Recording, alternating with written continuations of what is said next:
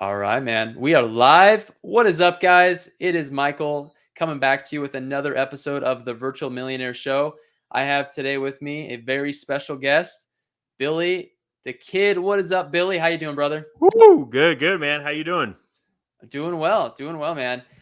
So good to finally get you on here. I feel like this has been overdue, and Yeah, I'm I've been ready looking to. forward to Heck it. yeah, man! I'm looking to bring some fire today, and I know you are too. And so, for those people who don't know who Billy is, man, just kind of give some people the background of who you are and how did you get into um, music and real estate, and then of course we'll progress from there. Yeah. So Billy is my real name. So I go by Billy the Kid. Is my artist name.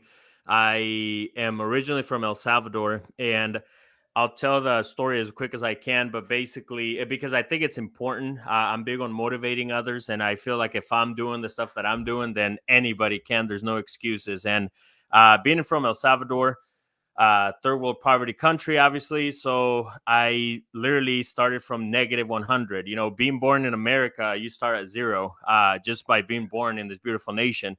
But you know, being from El Salvador, I was already at negative 100, no father figure. You know, as soon as he found out my mom was pregnant, boom, gone. So, uh, you know, no running water, no electricity. And my mom had to start like a camp like fire to cook for us. So that's kind of where I'm from. But moving forward, I lived in California and then moved to Nebraska, and I'm now in Nebraska. I started rapping when I was 16.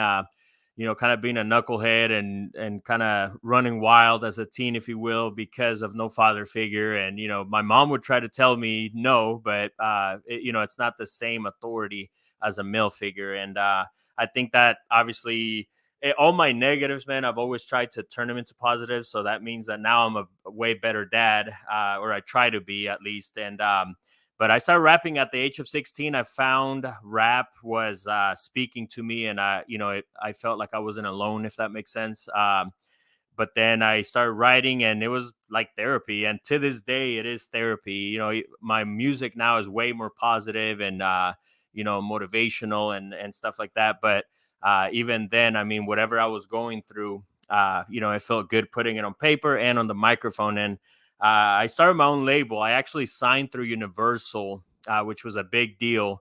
But they didn't, and not them directly. There was a record label in between us who I signed with, and they distributed it to through Universal. And them not keeping their promises, such as, "Hey, we're gonna fly you to do this video or this or that," basically made me realize, like, "Hey, you know what? I need to do this on my own." So I started my own record label. I didn't know what the hell I was doing, but I jumped right in, and that's what taught me a lot. It taught me, you know, taxes and all these different legal stuff that you have to do in order for you to run a business. And then literally, man, I just copied and pasted it onto a construction company, and then a real estate company, now a management company. And yeah, it's been great so far. So that's kind of my quick story, if you will. Beautiful, man. So that all obviously happened pretty quickly, but what I loved about your story, man, and this is something a lot of us who grew up in the United States take for granted is you said you started at negative 100 and you didn't have that father figure necessarily in your life to show you what was right from wrong. And so you had a lot of learning to do, a lot of lessons. And what I love most about that is you didn't just like make excuses. Yes, you went out there, you probably failed a lot, you took a lot of action and messed up along the way, but what's important for people listening is you didn't just do nothing. Like you took the action, and that's led to you creating a pretty cool, property or you said property management company, right? Or construction Hmm. company, Yeah, property management construction company. company and investing and management, a little bit of everything. A little bit of everything. I love it, man. So that's awesome. And for those who, obviously are looking at doing something, but they just don't know where to get started. I hear this quite a bit. Being a coach now to other real estate investors, like where do I even get started? What do you tell to somebody who's pretty just unclear about what they want in life? Yeah, so I think education is very important, but also action. Without action, you're not going to do anything. And that's kind of why I wrote The Power of Being Uncomfortable, which is my book. And the whole point is that and actually listening to podcasts, right, such as this one. I have my own podcast, and just getting educated. You never know, that one conversation you might be listening to or reading could be the thing that's going to lead you to the next level in life. And I'm a geek when it comes to books, but I felt like there wasn't a book out there that kind of made me jump. So that's kind of why I focused on The Power of Being Uncomfortable, which is something that I've practiced. So I think action is the most important thing. You could sit there and listen to a million podcasts, and 5-10 years later, if you haven't taken action, you're just going to be sitting there with all this knowledge. So at the end of the day, action is what's going to teach you. And I've made it my life to practice this power, the power of being uncomfortable. If honestly, we were just talking off air that, if there's no fires going on, then I get worried. Like if I don't have any fires to put out, then I'm like, okay, what am I doing wrong? I'm not growing. I'm just sitting in this comfort, right? And I don't like that. I don't like Yeah. that. So And that's what I think that a lot of people just need to understand is, in the beginning, it's hard to know what to focus on. But as long as you have an aspiration and you're going for it and getting uncomfortable along the way, I think even though it might not feel like it at the time, you are headed in the right direction. And man, I just remember when we first met, like what, 3-4 years ago, probably. I think it's We been were longer, man. Yeah. it's been, yeah, it's been at least 4 years ago. But at the Yeah. time, man, like we were both just getting started, and I think I was just about to quit my job. You were talking to me about quitting your job, Hmm. and that is a huge, huge step to getting full in committed to something. So how is that transition of going from your job? I think you were working at a call center, weren't you? Yeah. Yeah. To So yeah, going full time. yeah. And, my biggest thing with that is one of the chapters of my book is called Take Calculated Risks. There was at one point, while I was working there, and I worked there for 14 years, and the wage just was not enough. But at that time, I already had all these side hustles that even my boss told me when I went in there to tell him I was done. He's like, well, because I was kind of like telling him like, hey man, I'm making this money. These other people, I'm making almost double what I'm making. And he's like, yeah, well, you never came and asked. And I knew though that I wasn't asking because thank God I had enough going on the side to keep me going. And obviously it paid off. Like it was worth the wait. But I think taking calculated risk, there was a time where my music was making good money. I calculated, okay, if I sell these many CDs and do these many shows, I could quit my job. And I did that over and over while I still had a job on the side, quote unquote. Then my construction company, there were a couple of years where my construction company made, double, triple what I was making at the job, but I still didn't leave my job. And the whole point is to take calculated risk. I think I had 5 to 10 doors by the time I quit my job, along with all the other stuff working themselves into everything. So it's very important that always kind of, if you leave your job without a plan, without a foundation, you're just about yourself some stress there. I think it's important to buy some, put a foundation together and have a plan, if that makes sense. Yeah. No, it sounds like you really thought this all through, and you had some additional income coming in before you just decided, "Hey, boss, see you later, vamonos," right?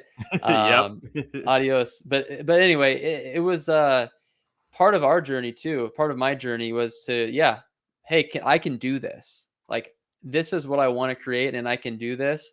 And how how did your business take off once you took all of that time you were given at that 9 to 5 and put it towards your dreams? That's a great question, Michael, and I'm sure you can relate as well. It's crazy how once you leave that and it's a rat race. Once you leave that rat race, it's crazy. I mean, literally within the first year, I doubled my doors. Actually, my rental portfolio. I within the first year, and then this last year, I beat that record by a couple doors or something. Myself. So which also it's very important, compete with yourself, nobody else. You're not competing with anybody else out there, and when you focus on that, then the growth just happens. And again, that's the power of being uncomfortable. You get uncomfortable looking at yourself in the mirror and saying, you know what, I cannot do this. You were just talking about your goals, this year. It's crazy to hear that. And it's amazing because that's what you're doing. You're not focused on X, Y, and Z person. You're focusing on growing the stuff that you got going. So I would say it's doubled everything, and it's been worth it. But the main important thing is freedom. Even doing this stuff right here, we do it because we like it, right? And the nice thing is knowing that I can work around my daughters having a soccer game or whatever. We put those things first, because if not, what's the point? Yeah, no, absolutely, man. And that's so true. I remember being so scared. And then after we made that decision, we actually sold our house and we had more business than we knew what to do with. Cause because you're forced to. It's like, okay, we not only want to replace this, but we want to thrive above and beyond what we were currently doing, because otherwise, what's the point, right? Hmm. Uh, James says, always making me uncomfortable and taking action. I see you out there, James, man. You are getting after it, my friend. And actually, we just did a deal with James, so that's awesome, man. I think you're coaching James right now, Yeah, as yeah. well. I actually did some private lending there too. So shout out to James, man. He's killing it. I'm excited to see what he does. What part of the one-on-one we just did was we met with the wives together. We had dinner, and it's powerful, not just for and selfishly for myself too, just kind of reminding where we are, and also seeing the biggest payoff is kind of seeing after that meeting, how they kind of just, I mean, not that she didn't have her back before, but now it's more clear, if that makes sense. Now the vision is clear, and so I'm excited to see what he does, man.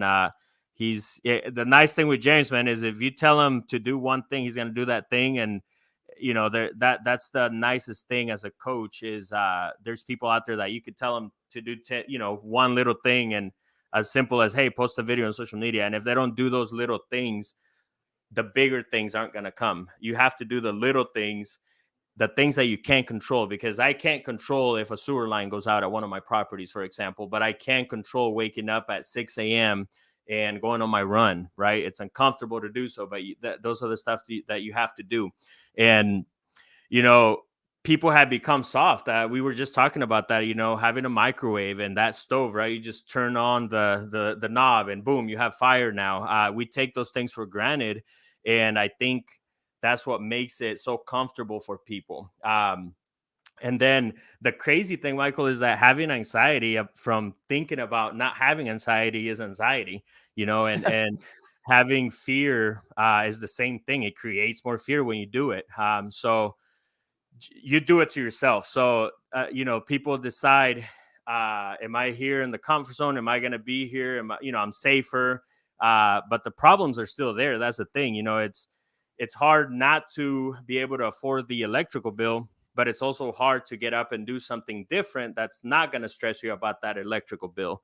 And I'm choosing the other side. So, I mean, everything's hard. You just got to choose which one. And Yep. the sad thing is 97% of people are comfortable in the comfort zone. They feel safe. And, that's why they cry if a tire blows up, for example, in their car. The crazy thing is, you start crying about that tire, then later you get a call from a bill collector, then you get something in the mail. You start attracting those things. So I think it's important to have that positive mindset, right? And most people want the success, they just don't want to put in the work. That's like, if you want to get married, you're going to have marriage problems, right? So if you don't want marriage problems, don't get married.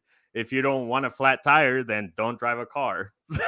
You know what I mean? That's right, man. It's like choose your heart. It's like you decide what you want. And by the way, when you're in business, a lot of things are going to go wrong, but at a job, a lot of things can go wrong too. So it's like, do you want this or do you want that? Like choose which one. And by the way, it sounds to me like you're not focusing on the problem. You're focusing on the solution. What can you Mhm. control? And you And can control that. yeah, no, and that's a big point, Michael. I actually don't call them problems. I've kind of, the mentees and my mastermind that I'm running, we call them struggles. And the reason why I call them struggles is because struggles are going to be there. But the nice thing is that you learn that lesson from that struggle. And then in the future, I promise you that that lesson is going to come back. You're going to need it. And now it's going to be a win because you already know what to do. So there's struggles every day. And like I said, if I don't have a fire to put out, man, I get worried now. So I love it. I love the power of being uncomfortable. Absolutely, man. Well, you would know all about it. You wrote a whole book about it, so we'll talk about that a little bit more and how people can find that book as well. But I want to shift, man. So th- the the amount of things that you have going on to me is impressive. Okay. You have a lot of different things going on. You're doing the music, you're doing the property management, you're scaling a rental portfolio. You've got the coaching and probably other things that we, haven't talked about yet here. But what do you like?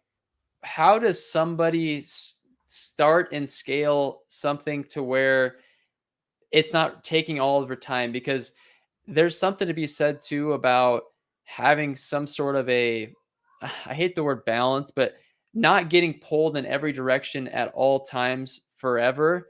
So I know for me, we've started multiple different businesses and we've hired some people on and stuff like that. But how has that journey been for you starting all of these ventures? Do you start something once you have something pretty oiled or like tell me about that? Yeah, no, that's a great question, Michael. Always great questions with you, man. Love it. But I think knowing that the most important things in life to me are God and freedom, and actually freedom should come before God because there's places that they don't even allow you to follow a God, or you have to follow a certain religion. So freedom, God, and then family and hustle. So what that means is that anytime, there's been times that, like I said, if my daughter has a soccer game, there was a time that I was supposed to be on an Instagram live. My wife forgot to put it on our calendar. Shout out to my wife, by the way. And I ended up, an hour before counseling on the lady and telling her, hey, let's reschedule the live. And the reason is because obviously that live would have helped, right? Other people, it would have helped get my name out there through her. But at the end, family is before the hustle. So I think if you focus that way, then you start kind of branching out. Now you made a very great point that I stand by, the having the oil going right in the machine. That is very important.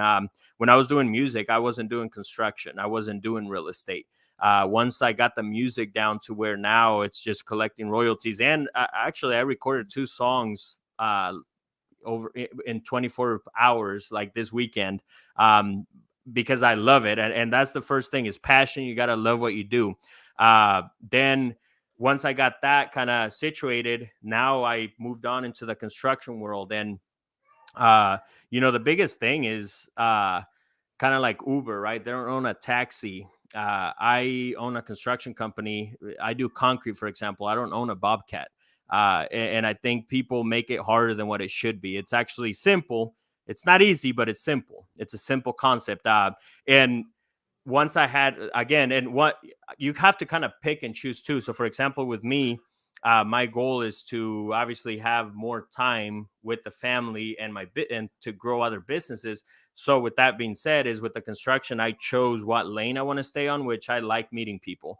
And from meeting people, I've gotten I've gotten deals myself, that they wanted to hire us to clean it up and get it ready for them to put it in the market. And I'm like, hey, how much, so that's definitely one. So I chose, hey, you know what, in the construction, if I can meet the clients and the people that want to hire us. And then, so a website, we have our website up, and then all my guys kind of know I just have to send them the list every week, and, we communicate and stuff. And then once I had that system, then I moved on to the real estate, right? They kind of go together. And same thing. Once you have that system for the real estate, then I moved on to property management, and then now coaching and the book and everything. And, you got to love it, because I love it to the point where it doesn't feel like work. Like there's days that construction might have, take my full day because I'm out there meeting everybody. But it's nice because while I'm meeting them, I'm like, oh, hey, I wrote a book. Oh, hey, I did this. Or, hey, I found this deal or whatever. And So yeah, you have to also be proud of being who you are, because just because I'm a rapper, it doesn't mean I can't be an investor, or I can't be, people put all these limited beliefs in themselves, and they start believing it to where it kind of keeps them trapped. So, like I said, when I meet, whether I'm in the construction world or whatever world, I'm just being me. I'm just being Billy, and, people can like it or not. Dude, I love that. And it sounds to me like you're using your unique ability of just the personality that you have. And it doesn't matter what anybody else thinks because you are you, and people like you for that. And at the end of the day, it's easy to overthink that we can't do all these things. But for you, it's like, no, this is what I want to do. And it doesn't feel like work because I'm enjoying every second of it. And that's a beautiful place to be, man. I Yeah. absolutely love that. Yeah. No, for sure. Dude, so talk to me about your real estate portfolio. Like what was the first purchase? And how has that transpired from them a few years ago? Yeah. No. So right now, and there's a thing about us investors that, we kind of measure the portfolio by doors. So I've kind of done that myself, which in reality, it doesn't matter how many doors you have. I mean, the freedom, you could live in a small 1 bedroom duplex, or, studio. And if that's happiness, then that's what it is. But right now we're at 33 doors. And the first one that and it's all single families and duplexes. I know in the future I want to get into multifamily, which I got a fourplex this year. But I'm also a big believer in the snail mentality and the turtle mentality. You don't want to jump, take the steps. A lot of people want to take that elevator, right? I'm going to buy this 200 multifamily unit building, and you have to learn the little things first. And that's kind of where I'm at, man. And I'm enjoying the ride. I'm in no rush. I know where I'm heading, but I'm happy where you're at. I'm great, or where I'm at. I'm grateful. And the first door, man, is doing awesome. I'm selfish about keeping these doors, man. And my biggest argument for anybody out there listening is, if you want to get rich, do flips. And if you want to get wealthy, hold. And it's a big line that I live by, that I stand by, because I want to see my kids doing good. The generational wealth that's going to come from that, and my grandkids. You can't be selfish. You have to think about those things going forward. So that's my favorite part about keeping, man. It's slower. It may not seem like nothing, but it's that compound effect, right? That 10 years from now, your doors are going to be halfway paid, or whatever. And I mean, it's endless, and it's crazy. Even that little property, man, I got it for like 50K, and now it's worth like 180 or something, and in a short period of time. And I have a lot of those doors like that do that. So yeah, don't get me wrong. There's days where I'm like, ooh, that'd be nice to sell this, but Hey, dude, it crosses my mind every single day with every property that we ever have wholesaled from all you time. you've And told me you've told me we've that, done but hundreds.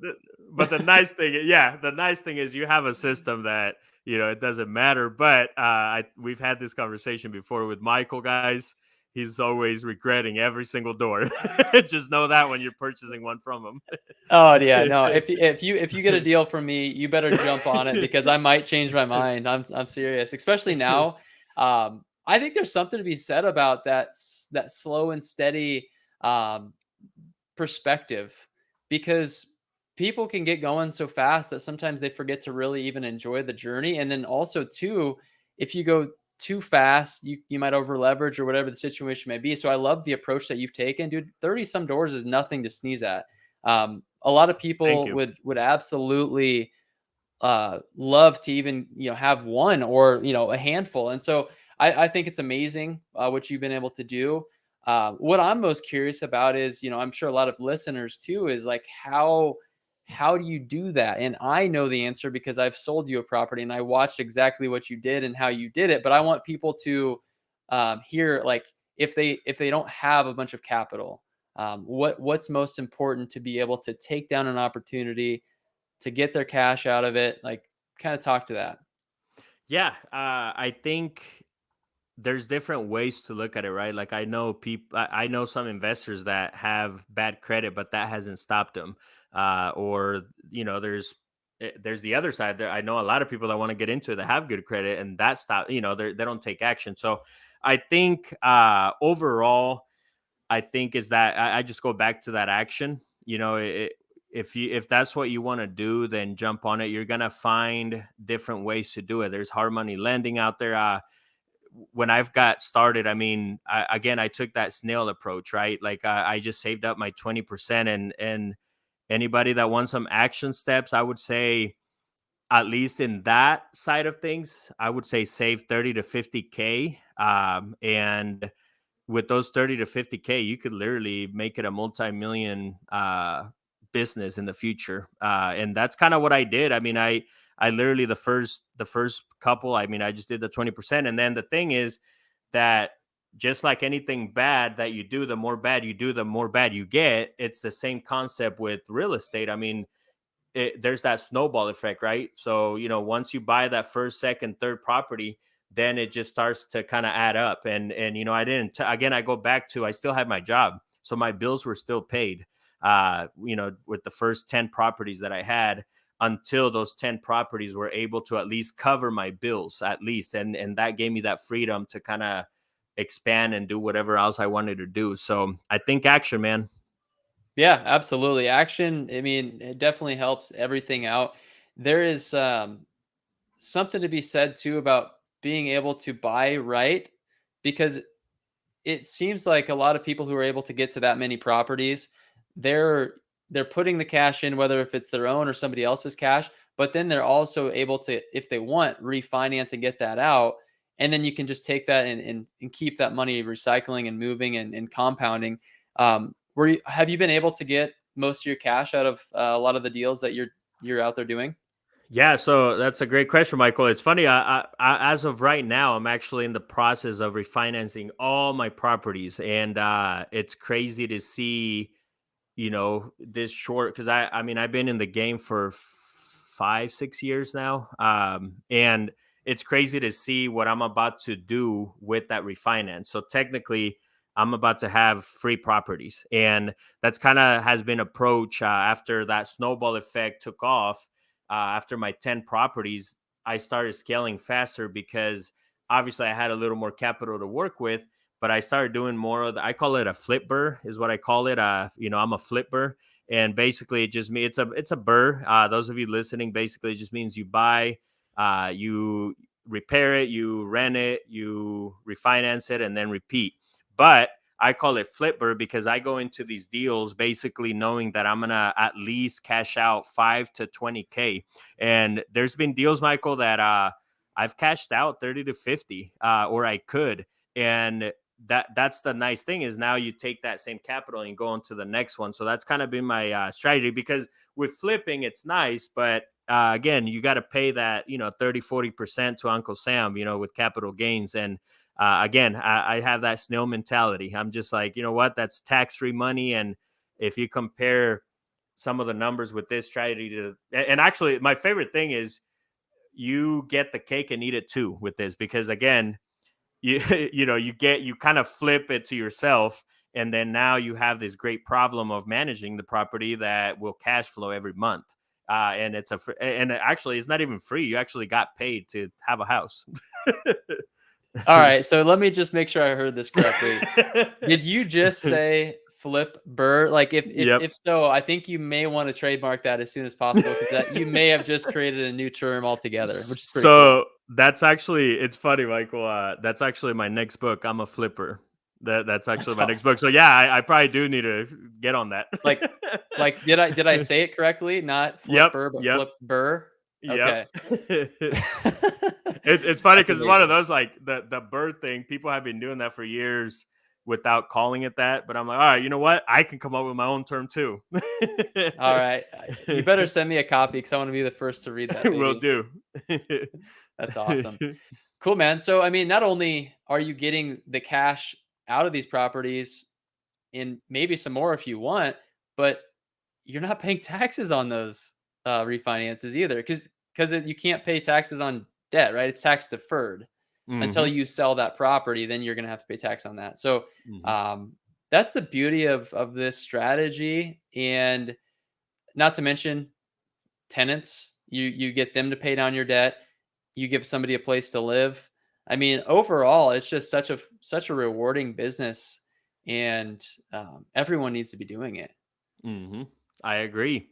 I agree. It goes back to that action though. Not many want to take that action, and it's sad. Like I said, 97% of people don't take action. They'll talk about it, they'll say it, and tell everybody, but it's that action that counts. Absolutely. All right, guys. So there's a handful of you watching. If you are tuning into this live, share this out to some people. Uh, Billy has provided so much value on this podcast, and if you have questions for him, we're going to open up the last 5 or so minutes to get some questions answered. Drop your questions below, and we'll make sure to get you answers to those questions. Uh, Man, so much value here. We've talked about, where you started and all the adversity that you had to go through to even get um, to a place where you were able to quit your job. We've talked about your starting and scaling your real estate portfolio, your property management, your construction company. One thing we haven't really talked a lot on that I think as someone who, I have a little bit of knowledge in this is finding deals. I'm curious, like, where are you finding the properties that you are buying? Where are you finding them from? Yeah. So I mentioned earlier there's a couple, actually a few that I found through the construction side where there's been times where we're working across the street from the duplex that went on sale by owner or whatever. So I get with them right away. I saw the sign, I saw him putting up the sign, so I just go and talk to him. Or they, somebody referred us to go lay some carpet or paint or whatever, if they're getting ready to list it. So then I'll make an offer there. So that's definitely been helpful. Knowing people like you, Michael, that network. I mean, like they say, your network is your net worth, and it's so true. I mean, just knowing the right people, like I said, Michael, anybody listening, I mean, hit him up for deals. Get on that list. And I bought one or two from you at least, and I still have it, by the way. That was a good deal, um, wasn't it? yeah, yeah, yep. And honestly, that I'll go as far as saying that was probably my the first flipper that I did. Where I kind of took that mentality and know that I knew that I was going to refinance it for more. I Um, wasn't gonna say it, but I was waiting for you to say it because I thought that was also the first one. yeah, Where else are you gonna find a property for that price in Lincoln? I mean, seriously. gosh, I don't even want to look Yeah, to see what that property is worth now. But I'm glad it worked out as good as it did. yeah, no, And for sure. and But it certainly is nice too that properties can appreciate, and it's a beautiful thing. And Michael, I've caught myself, and it's something that I lecture a lot to anybody that's within my circle with the coaching and stuff. Is that again, action? I can't stress that enough, because there's times where it's like, oh yeah, those are good numbers, but then you kind of let it be, thinking like, what do you think, that the seller's going to call you, to see if you want it out of the 20 others? And the properties that I pull the trigger, where I show up within that hour of talking to the person, or even faster, those are the deals that I own to this day. So action, take action. If you want that property, then just jump on it, because there's 10 others that want it too. So Yeah, absolutely. And not only action, I mean, I think what you said is action as in like speed and just taking massive imperfect action. But one thing that I also want to make note of is for people who are out there taking action, it's one thing to take action and it's another thing to take action fast. I can't tell you how many properties that we have bought over someone else because they were just too slow to get them an offer, or they were waiting on somebody else's offer, and we solved all those problems right then and there, and they sold to us because of that. And so I think there's something to be said about action, but also fast action too. yeah, I agree, that is true. All right, so James asked, are there any properties you have purchased that you regretted and why? That's a great question. There actually there is, but the funny thing is that it's regretful as far as like the tenant. The tenant is the one that makes it regretful. But other than that, no. But as far as the tenant, what the funny thing is, once you get a new tenant in there, then it's like, oh wow, so this is what it feels like with this property. I think being mindful of who you get in your properties is very important. And again, I go back to that. I mean, I think everything that you do comes with struggles. And, if you want to own rentals, for example, um, then you just got to know that, you know what, you're going to have that $5,000, $10,000 expense like a roof or HVAC. It just comes with it. So get over it. And I always say, write the damn check. If your problem is about money, write the check and move on. I think the only problem that we really have in life is health. Anything else, if it's not health related, is you don't have a problem. So you're not a landlord or an investor, if you will, until you have done an eviction. And I remember my first eviction ever. I was actually excited because it's that power of being uncomfortable. I was excited to learn and see the process. And now it's like, oh, we have another eviction. All right, cool. Get him out. It just All becomes right. that. So What about for somebody who doesn't want to deal with evictions? I mean, obviously it's part of the business, but I'm assuming you probably have a process now where you weed out the people who are going to be more problem oh oriented yeah. than not. Yeah. Oh yeah, exactly. And that's what it's all about, is getting the right people in there. But also, Michael, I will say that we've had nurses that are crazy, you know. So it's like no matter what you see on paper sometimes. So I think it's just knowing, again, there's going to be struggles, there's going to be problems that come up with anything that you do in life, and just working through those things every single day. Like every day, Michael, I live and practice the power of being uncomfortable. I mean, like I said, if I'm not getting uncomfortable by my phone ringing and I have to be here or I have to do that or this, or then I don't feel like I'm doing anything. I'm not growing. And the nice thing is that you have those days where you could be like, you know what, today I'm not. I'm just gonna take the day off on a Monday or whatever and go to KC with the family, or do this or something that we enjoy, or hit the pool. Again, it's important to remember why you do what you do, but it doesn't feel like work. I promise you that it really doesn't. Like this right here, I love this right now. Dude, me as well. I mean, I could do this all day long. It's you can tell, man, you are absolutely passionate about it, and it's an amazing place to be. And it's been so fun to watch you, man, along your journey. Looks like we have Ron on here. He asked a question. Do you deal with commercial properties? Not yet. That's the next step. Now that I'm doing my refinances, that's definitely what I want to do, is look into commercial, whether it's businesses, and or multifamily. Amazing. Very good. Well, you'll have to once you get in that space, you'll have to let me know so we can bring you on once you've bought a few hundred units. I saw you There meeting you with go. Colin the other day. We're gonna get him on here one of these times. So we can talk about a lot of units, but no, good Shout out stuff. to Colin. His building is amazing, man. he's he's crazy, man. I love it. You got to be It's crazy. incredible. You got to be crazy to get somewhere in life, and he's a great dude, man. 100%. I would agree, man. All right. Well, if you guys don't have any more questions, Billy, we're gonna wrap this up here. Tell people where they can learn more about you and find you online. Yeah, so mainly if you go to billythekid.com, DHAKIDD, it'll have a page, that website has a page for everything, whether it's for my book, and then from there you could look into the coaching stuff that I do. Then I have a page for my music and for literally everything for it's called a $1 Million Hustle podcast that I'm doing.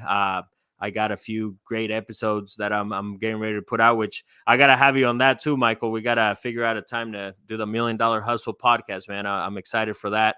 But yeah, Beautiful. if you go there, otherwise I'm all over Instagram and YouTube. Those two are the main places, but I also touch my Facebook. I kind of just copy and paste what I do from my Instagram to my Facebook, Billy the Kid. So message me. Anybody Amazing. has any questions or anything, feel free to message me. Amazing, man. Yes, everyone go follow Billy, man. This has been awesome. so much value, and really appreciate you coming on, brother. I'm always down for a podcast. So you just let me know when you're ready to wrap one out on that. So anyway, guys, that's all for this one. And if you got value from today's show, we don't charge anything for it. So please tell a friend, share it out there, like, subscribe, all of this stuff. And we would greatly appreciate that. And again, till next time, thanks for tuning in.